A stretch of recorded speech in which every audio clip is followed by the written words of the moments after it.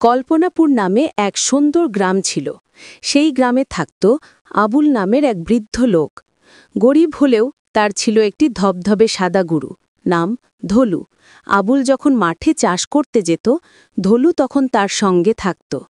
একদিন আবুল বলল, ধলু, তুই ঘাস খা, আমি একটু বটগাছের নিচে জিরাই, তারপর কাঠ কাটতে যাব। আবুল কাঠ কাটতে গেল গভীর জঙ্গলে। জঙ্গলটা ছিল ভয়ানক ঘন, গাছপালা ঘিরে আছে, সূর্যের আলোও ঠিকমতো ঢোকে না। হঠাৎ আবুলের মনে হলো কেমন যেন মানুষ মানুষ গন্ধ আসছে।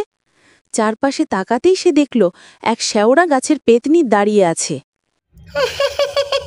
এই বুড়ো, তুই একা একা ঘন জঙ্গলে কোথায় যাচ্ছিস? এখন তোকে ঘাড় মোটকে খাবো। আমাকে খেও না মা, আমার একটা সাদা গরু আছে, আমি কাঠ কেটে বাড়ি ফিরব। তুই কাঠ কেটে এই পথে ফেরার সময় আমি তোর ঘাড় মোটকে খাবো।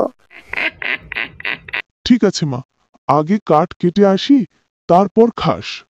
এ কথা বলে আবুল কাঠ কাটতে চলে গেল, কিন্তু মনে মনে ভীষণ চিন্তায় পড়ল। কাঠ কেটে ফেরার পথে আবার দেখা পেতনির সঙ্গে। পেতনি বলল, আয় আয়, এখন তোর ঘাড় মোটকে খাবো। তুমি খেতে পারো, কিন্তু একটা শর্ত আছে। কি শর্ত? আগে আমার গরু ধলুটাকে বাড়িতে দিয়ে আসি, তারপর আমি ফিরে আসব, তখন তুমি খেও।